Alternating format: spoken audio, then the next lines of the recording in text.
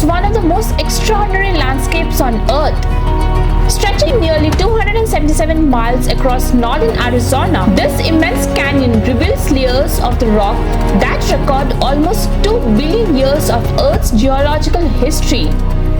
Towering cliffs, vast desert plateaus, and the winding Colorado River far below creates a landscape so dramatic that it has fascinated explorers, scientists, and travelers for generations. But here is something many visitors don't realize. The Grand Canyon is not just one single viewpoint. The canyon can actually be visited from several different areas known as rims.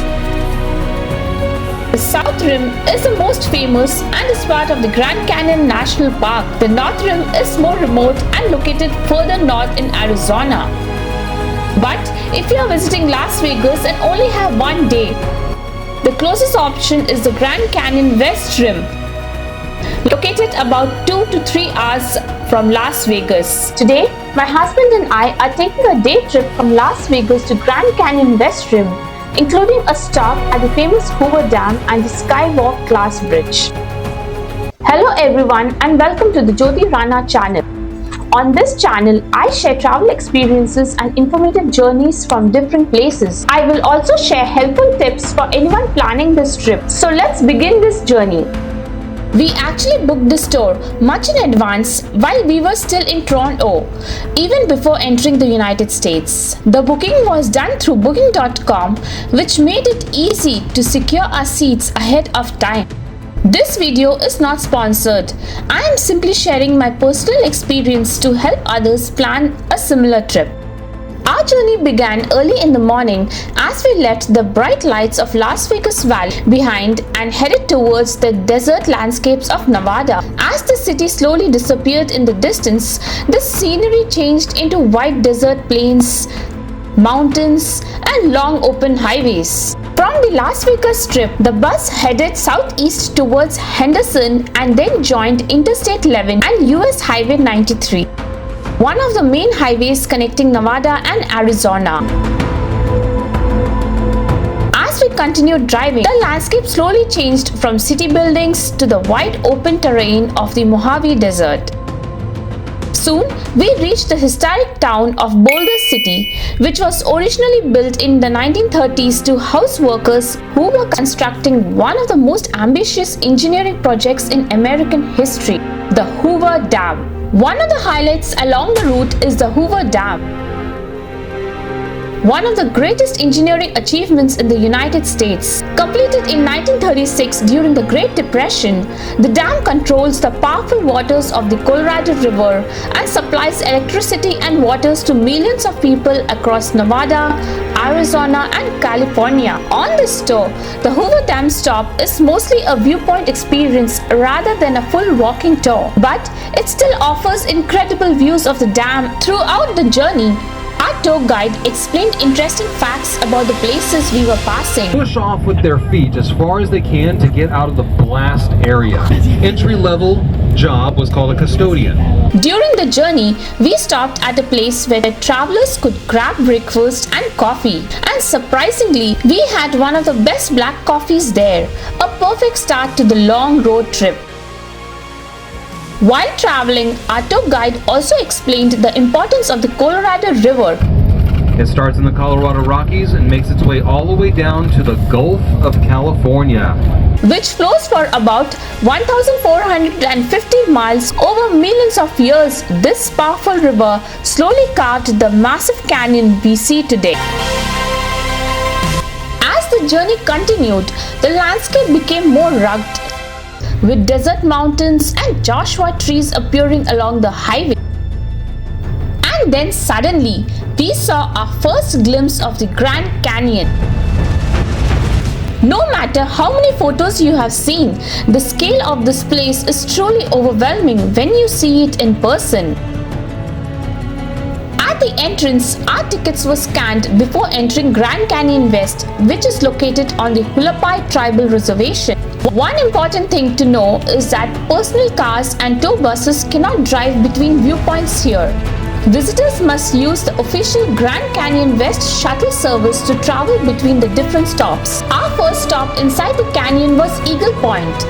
This viewpoint gets its name from a rock formation that looks like an eagle spreading its wing across the canyon walls. Near Eagle Point, visitors can also explore a Native American cultural village. These exhibits provide a glimpse into the history, culture, and lifestyle of indigenous communities, including tribes such as the Hualapai, Hopi, and others who have deep cultural connections to this land. At this point, our tour guide also offered an optional guided walk where he would explain the history of Eagle Point and the surrounding cultural displays in more detail. For those of you that have Skywalk, you're going to follow me. I'm going to take you to Skywalk. A quick note, the guided explanation cost an additional $25 per person and we decided to join. It's only in Arizona. 277 miles long. At its widest point, it's 18 miles across. Okay? That you can see at the south rim. Here, however, you're about 8 to 10 miles across over here. Okay? It is 1 mile down at its deepest point. It was actually very informative because the guide shared interesting stories about the canyon, the tribal history of the region, and how these lands are still managed today by the Hualapai tribe. One of the main attractions at Eagle Point is the Grand Canyon Skywalk.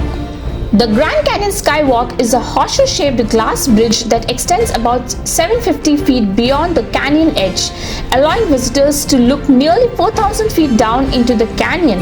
However, there are few important rules. All belongings must be placed in free lockers and visitors must wear protective shoe covers before stepping onto the glass bridge. Because the skywalk is operated by the Hualapai tribe, photography rules are different compared to national parks.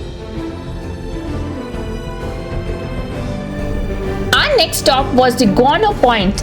This viewpoint offers some of the most dramatic panoramic views in the Grand Canyon West area. Unlike Eagle Point, here visitors can walk along rocky paths and climb small hills to get 360-degree view of the canyon. During our visit, it even started raining briefly, which made the canyon scenery even more dramatic. While exploring the area, our guide shared something fascinating. Where everybody's standing right now, everything was underwater. Okay, this was a sea. I tell you that over there is because now we're here, and I'm going to show you proof of that. Okay, right here, everybody. Then come take a look.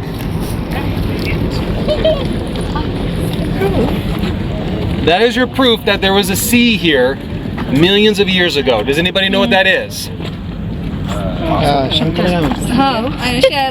Yes, Ammonites. Yeah, that's exactly what it is. Yes, that is a fossil.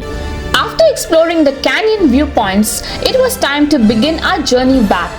The drive once again passed through the desert landscapes of Arizona and Nevada.